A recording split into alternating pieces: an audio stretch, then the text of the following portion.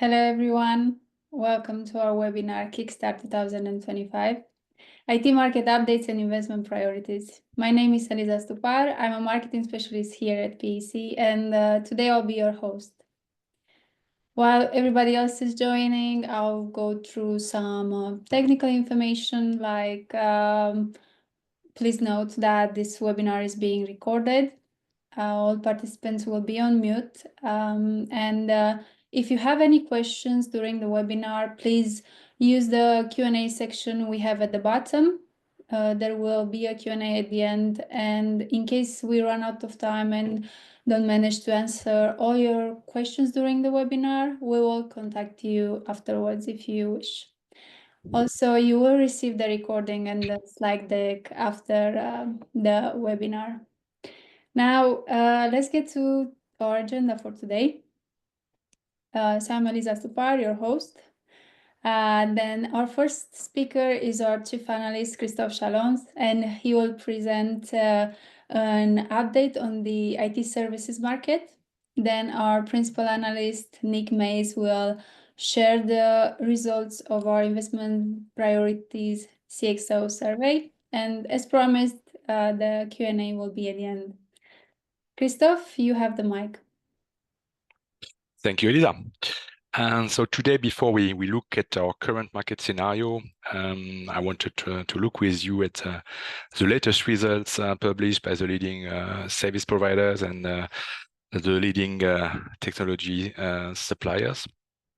At PSC, we do a lot of research. We do a lot of briefings, also surveys. Nick will present some results from our latest CXO survey. And all of this, in fact, is feeding our market expectation, our scenario development. So let's start with service suppliers, who most of them published already the result for Q4. We still miss Capgemini, which will publish on the 18th of February. And within the top 10, two companies are missing here. It's Deloitte, because as you know, there is no quarterly report, and Fujitsu, because there is no constant currency reporting. But Fujitsu had a quite strong growth in Japan. When we look at the results, so I would say overall, when we look at the curves, we see a slight improvement over the last quarters. But as we will see, there is still with some discrepancies by player, but also by geography. Let's start with a look at Accenture. You see clearly a very strong acceleration during the last 4 quarters. With a bit of a differentiated situation between Americas and EMEA. So in America, we had a very slow growth. So there's the same as here, 0 and 1% in the first 2 quarters, and 6% in Q3 and 11% in Q4. In Europe, lagging a bit behind, -2 in the 2 first quarters, 2% in Q3 and 6% in Q4. With UK and Italy driving the growth, while France is still a bit difficult. And if we compare this also with the market, we have to consider that there is currently approximately 3 to 4% anorganic growth in this figure. So let's say Accenture grew by 4 to 5% organic in the last quarter, which is a quite impressive performance, especially when we compare with all the competitors. Let's move to IBM. So IBM, we have the IBM Consulting and the IBM Services overall. IBM started quite well, I would say above the average in Q1 with 2% in the consulting business, but the last quarter was slightly decreasing. So contrary to the market development, I would say IBM is slowing down across the quarters. Looking at TCS, TCS did quite well in the last 3 quarters, approximately 5% growth average. But we have a different situation between the geo. So TCS still slightly decreasing in Americas, and I would say all over the year between -1 and -2.5%, slight decrease in America, and no acceleration in Q4. This is maybe the disappointment for TCS. In Europe, doing a bit better, 2%, 3.5. slowdown in Q4 also here. TCS is doing quite okay in the UK, between 4 and 8%, but they are struggling in continental Europe. What is really impressive at TCS right now is the growth in India. In India now is not so far in terms of volume from continental Europe, so a very important market, and they've been growing by between 50 and 100% over the last 3 quarters. NTT Data with a quite good acceleration in Q3 and Q4, mainly driven by Japan. So in Japan, they grew approximately 5% in H1, and they grew over 10% in the second half of the year. Capgemini, as I mentioned before, we are still waiting for the Q4 result. Differentiated situation, a bit like TCS, between Americas, where the decrease in the 3 first quarters, -7, -4, -4, and Europe, where there was some improvement, -2 in Q1, -1 in Q2, -0.4 in Q3, with a good recovery of the UK market, but France still shrinking. Cognizant, you see this massive acceleration in Q3 and Q4, but this is why we put also the organic growth, because part of this is due to 2 major acquisitions, especially Belcan in last summer. But still, even if we exclude the acquisition, we see Cognizant now growing in local currency and organically. The major acceleration was in the US, with nearly 4% in Q3 and over 8% in Q4. If we just count the organic growth, we are approximately at 3% growth in the last quarter in the US. But also Europe managed to recover, -5 in Q2, -2 in Q3. We are now growing in nearly 1.5% in Q4 for Cognizant. Infosys doing quite well also along the quarters. Americas recovering, so they were decreasing by 2 to 3% in the first 3 quarters. They grew by 5% in the last quarter. And Europe doing very well, with 9% in Q3, 15% in Q3, and 12% in Q4. So very strong growth for Infosys. There is a bit of M&A, but let's say it's in these EMEA figures, it's probably 2% inorganic growth, with especially strong growth in Germany and in the Nordics, moderate in the UK. And the last company I mentioned here is Kyndryl. Kyndryl still suffering from the business, I would say, very much traditional outsourcing business. And here we can also see 2 different regions, Americas or the US, where Kyndryl was decreasing nearly 15% in the first 3 quarters, only 7% in Q4. And by comparison, Japan, once again, Japan's the fastest growing market, and they were growing approximately 5% in Japan all over the year. Before we move to the software vendors, maybe a few words on the guidance. So some companies already provide some guidance for the coming quarters. Accenture expect between 8 and 9% for the Q1, so a bit acceleration compared to the last quarter.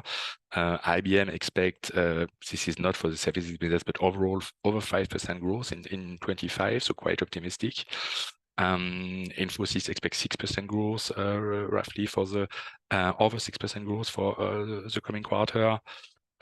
So overall, we could say the guidance from the vendors, the expectations are a bit better than what we experienced in the year 24. We will see that later, but 24 was certainly the lowest growth for the market after a few years of strong growth for the IT services suppliers.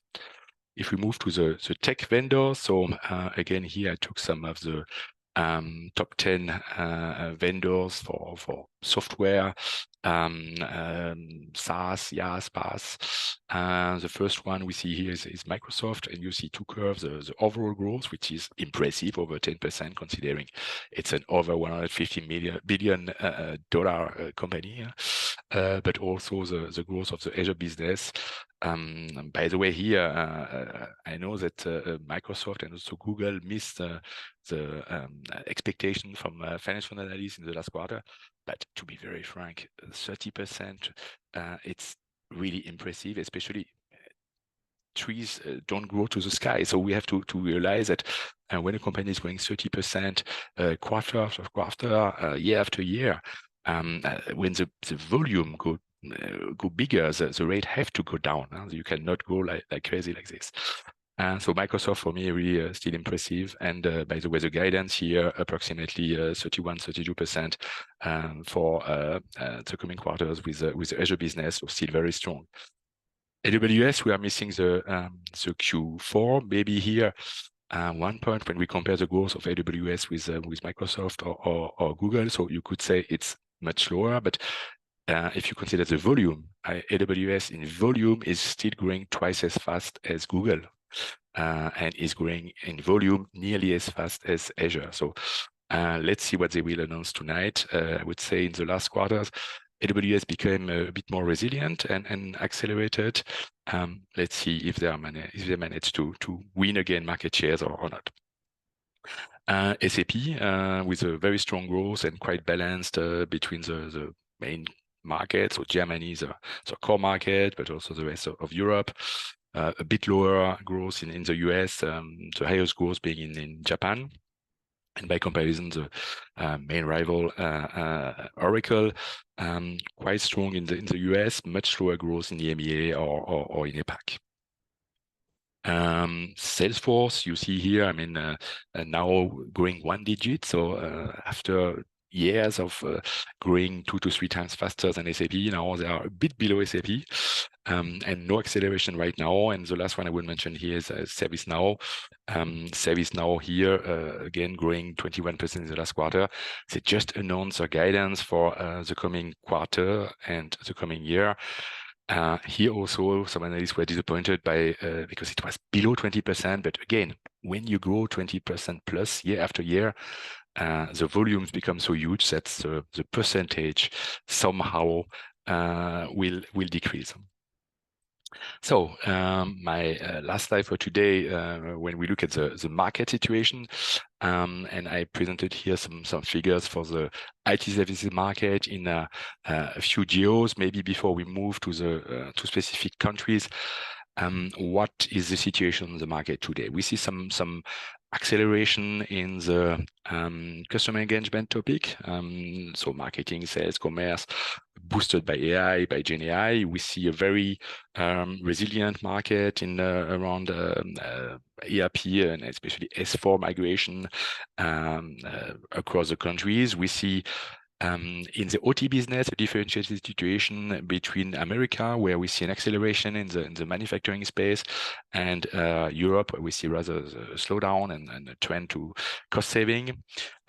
We see a slight recovery of the cloud market, boosted by AI, but still today we see more optimizations than new cloud native developments. We see a very good situation, resilient market in a strong growing market in analytics and AI, boosted by AI, boosted by Gen AI, with project becoming more sizable. And also this topic is clearly changing massively the delivery model of the service providers. We see a resilient and good growing security market boosted by all the attacks. Also, we see also here some lower readiness to raise the budget, contrary to the years before. And finally, in type of topic, we see the sustainability topic, a bit victim of the current economic situation in Europe and in the US of the new government. And when we think about the industries behind the growth, so in Americas, we see a clear recovery of the BFSI market, so financial services market.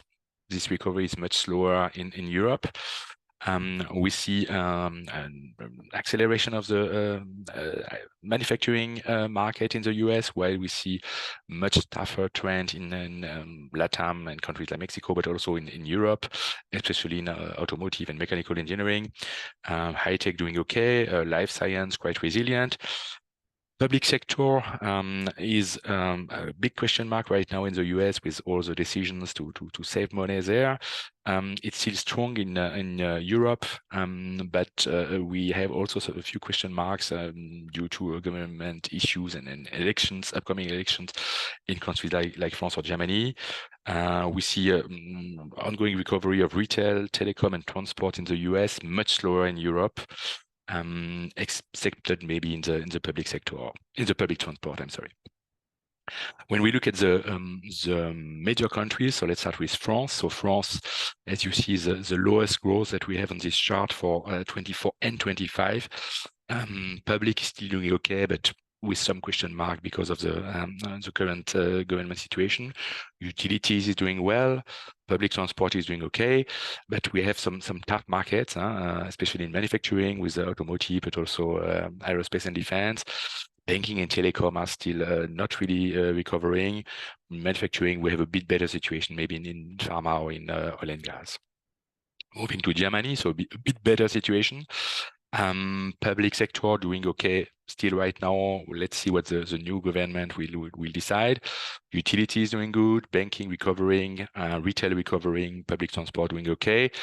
The main issue in Germany is manufacturing with automotive, with metal, with construction, mechanical engineering. Manufacturing doing a bit better in Germany in pharma or in chemical and aerospace and defense. Big market also here, the UK, as you see, recovering quite well in our expectation in 25, with financial services and retail recovering quite well, with utilities accelerating. Public sector quite good, but public sector we have to say with winners and losers. Losers among I would say the legacy providers, but winners among quite a few other vendors who make some big transformation. Manufacturing accelerating this year. What remains tough in the UK is telecom, construction, metal, and chemicals. When we look at other European countries, so maybe just by comparison, so we have the fastest growth in Spain and Italy, 5 to 6%. We have a quite resilient Belgian market, especially with the public sector. We have a slightly recovering Dutch market. We have a resilient Austrian market. We have Switzerland recovering from the Credit Suisse crisis, which impacted the market the last 2 years. It was a major customer for services suppliers. And in the Nordics, we have a clear acceleration in Sweden, and we have Norway remaining quite strong, around 5 to 6%. Within EMEA, I would say the fastest growth being in the Middle East right now. US, we mentioned that already. So BFSI recovering strongly, manufacturing also accelerating, telecom, retail. The big question mark for me this year is the public sector. And Japan with a 4th year in a row over 4% growth, so a very strong and resilient market.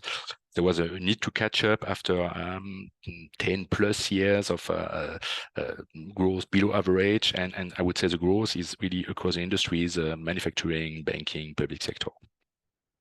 Still, what's important to consider for this year is that we have major uncertainties right now due to, first of all, the Trump's unpredictable decisions. So this will impact the market in quite a few countries in the coming months and the coming weeks, probably, I would say. And we have this unstable political situation and upcoming elections in countries like France or Germany. I will now give the hand to Nick, who will present some results from our latest CXO survey. Nick, the floor is yours. Thank you very much, Christophe.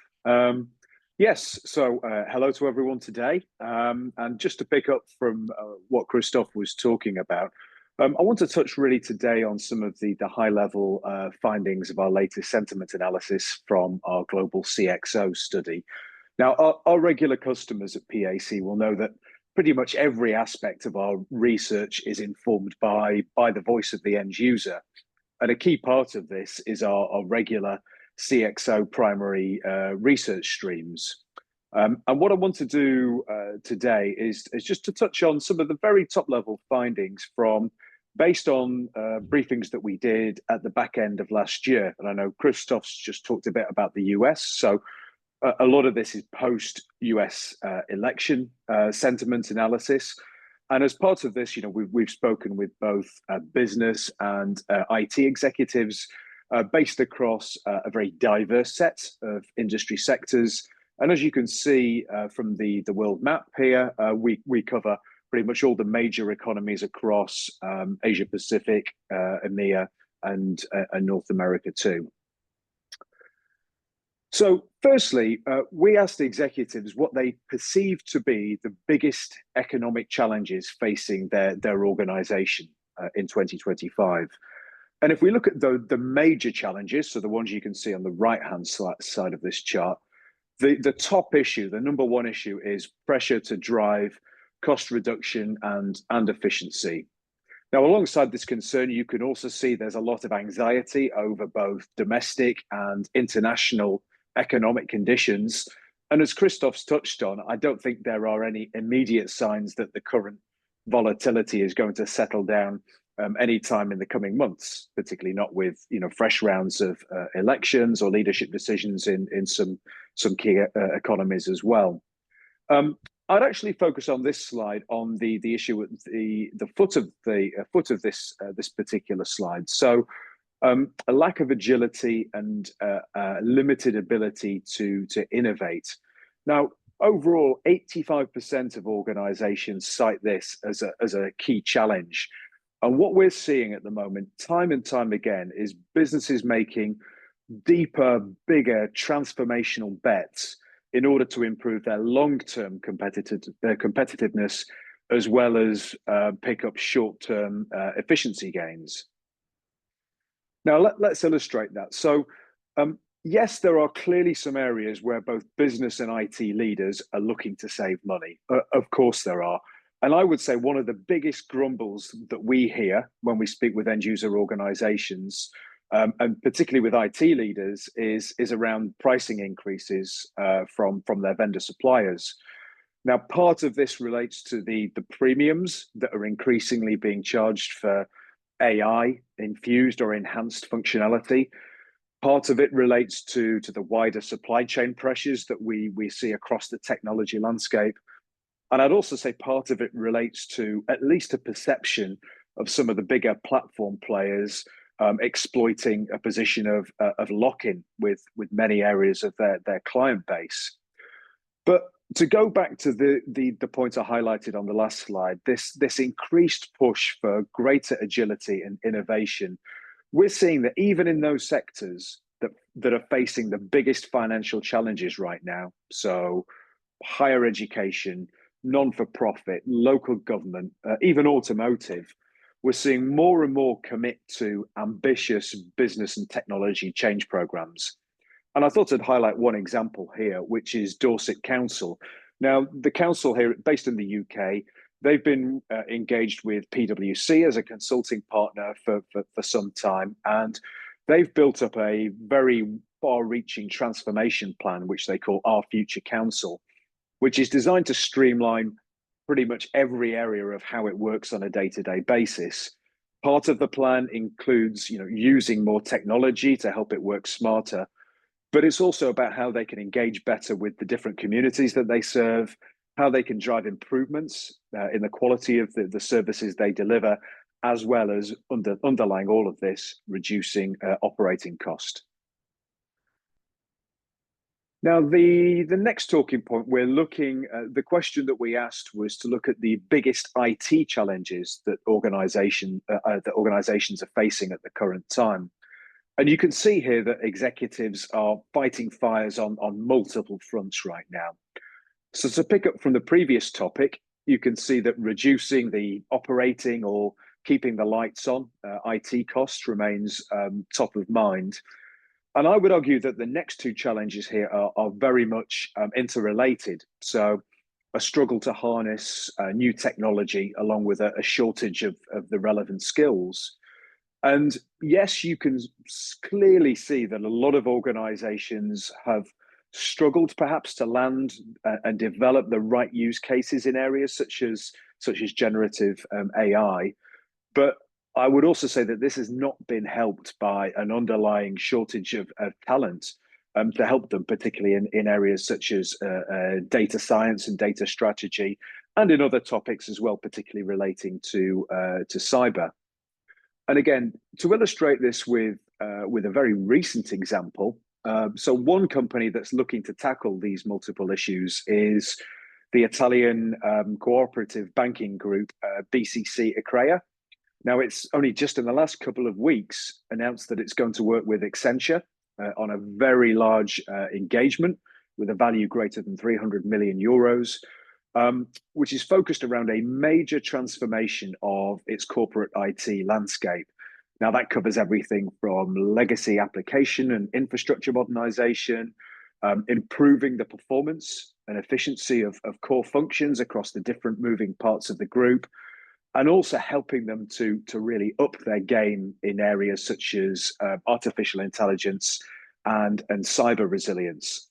And to Christophe's earlier point, when he was talking about the growth areas that we see across the market, part of this is also going to be helping the bank with their digital customer engagement strategy, so how they can increase their use of digital channels to better serve their end customer too. Now, to continue the theme on digital transformation, the next area that we explored was to look at the kind of goals and outcomes that organizations are looking to achieve with their digital transformation programs in 2025. And to pick up from the previous example of BCC Iccrea, you can see that improving the digital customer experience still ranks right at the top, but really, really interesting. You can see now that this is actually level pegging with a focus on optimizing internal processes as well. I think this is the first time in recent studies that we've done where the gap between focusing on the front end experience and the much broader internal organization piece has really closed down and in fact now reached parity.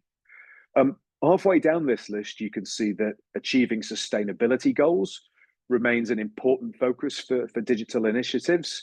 And for sure, in Europe, we still see a lot of investment around this topic, largely still driven by regulatory drivers. But I'd say encouragingly, even in the US, where following the elections, we are seeing a degree of reprioritization around this topic in some sectors. We're still seeing some industries, such as the utilities market, continuing to progress and invest around the digital sustainability topic. But to go back to the theme around the kind of twin-pronged focus around the digital customer experience and a more internal focused piece, I'll touch on a couple of examples here of organizations which are doing this as part of the same broad scope transformation program. We've talked about BA in some other recent webinars and presentations, and BA have a multi-billion-pound transformation program which they're pushing through towards the end of this year, which is focused on, firstly, improving the customer experience by overhauling the mobile apps that they use, the different digital touch points that customers and passengers use to interact with it as part of their end-to-end journey. But a big part of this is also internally focused as well, and how they can make significant improvements in the way that they run core processes such as aircraft maintenance, using technology and as a big part of that as well. Another good recent example around this comes from Australia with Telstra, the big telecoms group. And they've recently announced that they're putting together a joint venture with Accenture, again, who we mentioned earlier. But this is aimed at rapidly accelerating Telstra's data and AI journey, improving the end customer experience, but also helping its internal teams operate much more efficiently and effectively. So here you've got the external facing and the internal processes both very much in progress as part of the same program. So we've looked at some of the areas of focus and some of the outcomes that organizations are looking to achieve.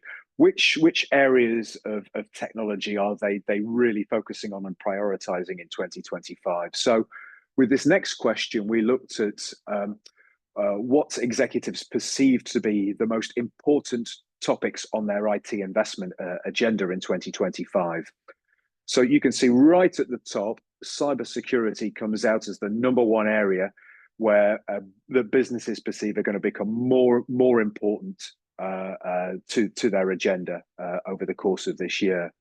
And what we're seeing behind this, I would say, is that companies across all industry sectors are facing a growing and increasingly sophisticated threat landscape. Now, companies in many sectors like financial services have kind of backed this up with investment for a number of years. But one of the differences that we see now is that companies in those industry sectors that have lagged a bit behind the curve in terms of cyber maturity are starting to back up their concerns with real investments as well. So in the public sector, just this week, we've seen the NHS Supply Chain Authority announce a new threat monitoring deal with a US-based services company, Leidos. And we've seen some very substantial dedicated cyber managed services opportunities come to market in sectors such as utilities as well. Now, of course, the threat level is only going to escalate going forwards, unfortunately, particularly with groups and actors harnessing things like AI and quantum-style computing as part of their attacks. Now, this increasing complexity is forcing many companies to engage with specialist partners, both software providers and IT services partners, to really make sure that their defenses are as resilient and robust as possible.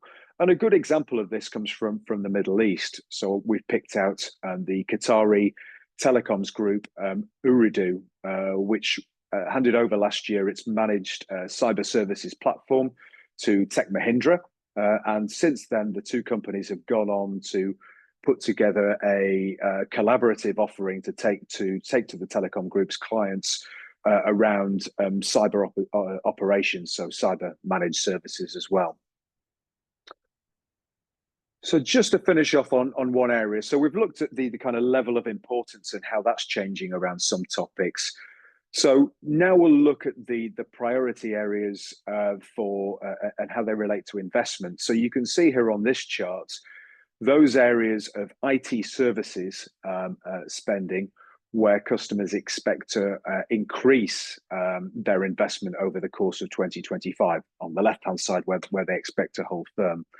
Just to be clear, we're looking at slightly more granular areas of IT services spending. So you're not going to see themes like cyber or cloud overall, as we looked at on the previous topic. These are looking much more depth at specific areas of the IT services market. And at the top, you can see that software development comes out in terms of the area where close to 40% expect to increase their spending over the course of this year.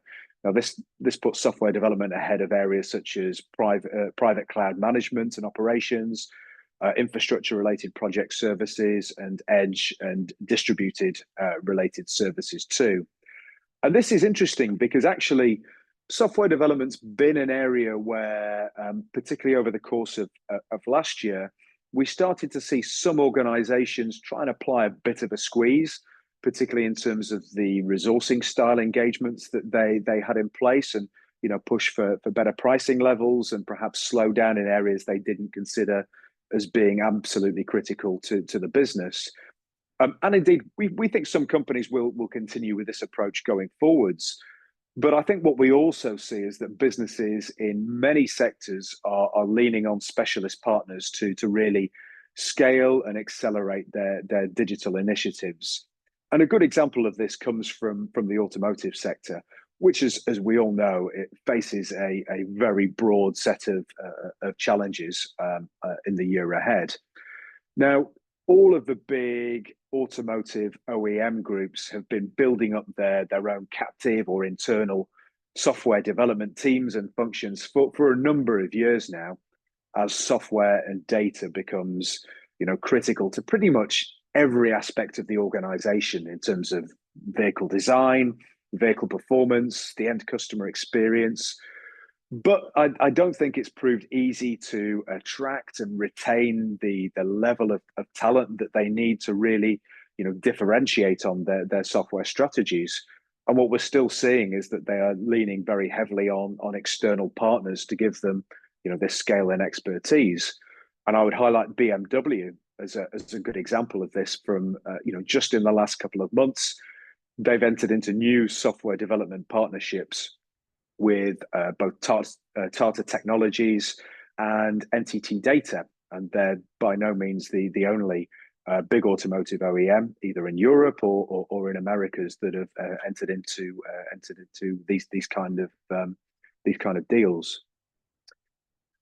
So to summarize, the kind of findings that I've touched on today just offer a glimpse. We've barely scratched the surface in terms of the wider topics and questions that we've addressed as part of the CXO study.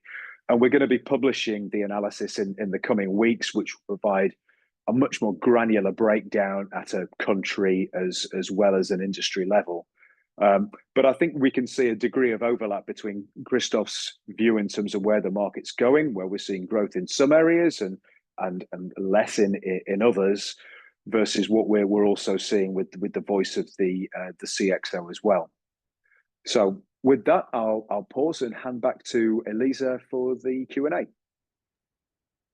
Thank you very much, Nick. Thank you, Christophe, for sharing all these interesting insights with us.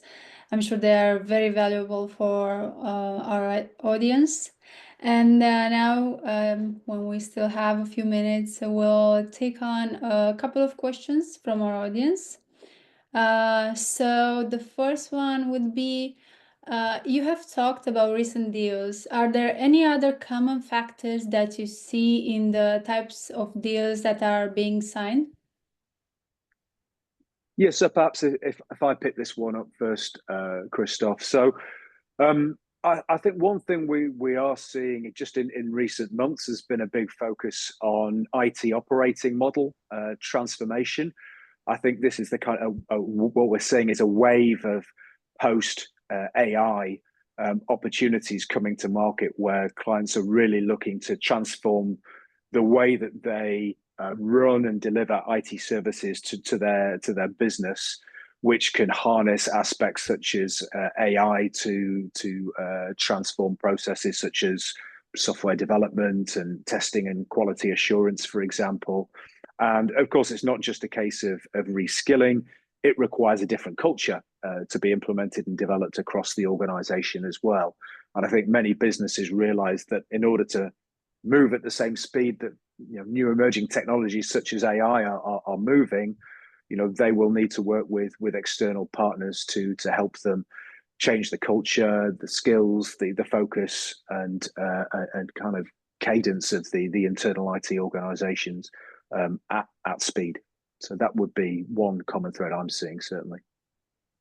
Maybe on my side, so the one thing is because of the tough economic environment, we see a rebound of the openness towards traditional outsourcing deals, so especially among large companies who are outsourcing the overall infrastructure, or let's say the servers, data centers, and so on, often associated also with some migrations towards the cloud or hybrid cloud models.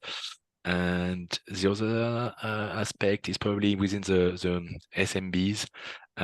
So we know that the mid-sized companies were still a bit behind in terms of digital and cloud transformation, and some of them are looking right now at massive outsourcing attitude. So in this case, rather end-to-end, or complete outsourcing or full outsourcing, as we called that before, to associate both the transformation but also cost saving. I understand. Thank you. I'll take another question. What is the impact of sovereignty on cloud business? if you are able to answer, or it's part of this. I think on the supply side, Christophe, we're still seeing a lot of vendor organizations, particularly in Europe, certainly trying to stand up and scale their sovereign cloud propositions. I think there is clear customer demand, particularly in areas such as the public sector and critical national infrastructure, for these propositions. Some of which are ready today and are already being consumed. But I would suggest that some of the organizations who will be key actors in this space are still building their propositions right now. Yes, we see in fact two types of vendors. On the one hand, the hyperscalers aim to enter this market, and I would say this market is a lot in Europe, but also we see that also in Japan. So on the one hand, you have the hyperscalers.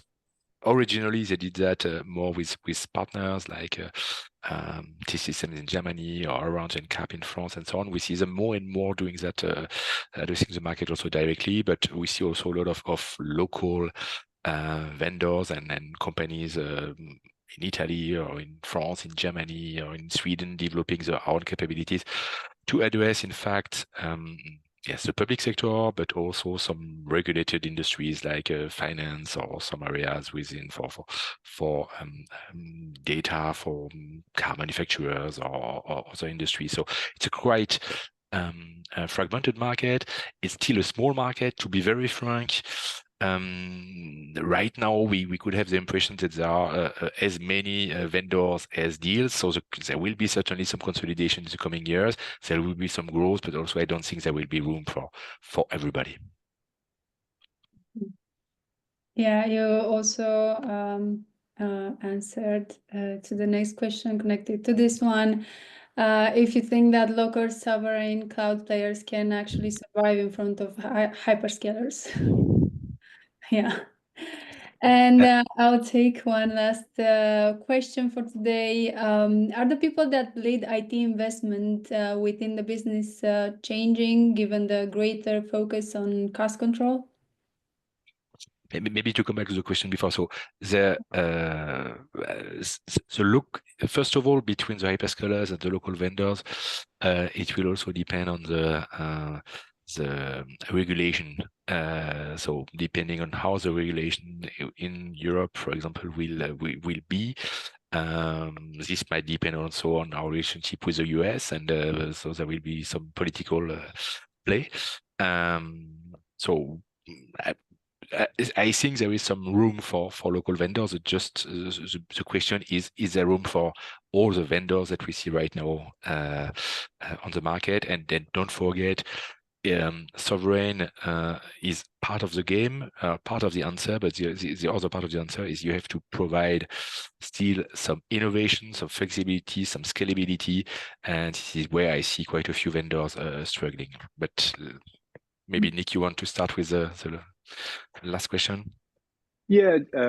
So just on the changing stakeholder landscape. Yeah, I think we are seeing a bit of an evolution. I think for the last 18 months, 2 years, we see what we always see in the cycle where there is pressure to reduce costs, that procurement, the CFO office play a stronger hand in shaping investment and trying to lock down on non-critical areas. That happens, and that remains in place. I think to my point around the bigger transformational programs that we're seeing, both in terms of the very large organizations, but also, as Christophe mentioned, those mid-size organizations who are going very ambitious with some of the work that they're outsourcing in order to move at speed. These decisions have been driven from the very top of the organization. These are CEOs, COOs, chief transformational officers. I would also say for big ERP programs, big ERP transformation programs in large organizations, where these are being framed within the business case to really drive a fundamental change in the way that the organization works. This is coming from the very top. This isn't just another IT refresh, applications refresh program. So I think certainly both at mid-size and larger enterprises, we are seeing a stronger hand from the very top levels of the organization. And maybe between the labs and the IT department. So with the cloud, but also in the last years with AI and GenAI, we saw strong acceleration of investment from the labs. AI is very much lab driven right now. But with increasing cost pressure, the only way to do that efficiently with a new company is to give the hand back to the IT. So we are right now with the AI tends to bring more IT to the labs, but if we want to better control the cost, the IT department is coming back in the game to ensure synergies and efficiency. Certainly with under the control of CFO and CEO, but I would say the power is going a bit back to the IT department also. Thank you very much, Nick and Christophe. We came to the end of our webinar. Thank you, everyone, for attending, and have a great day. Bye-bye. Thank you. Goodbye. Bye-bye.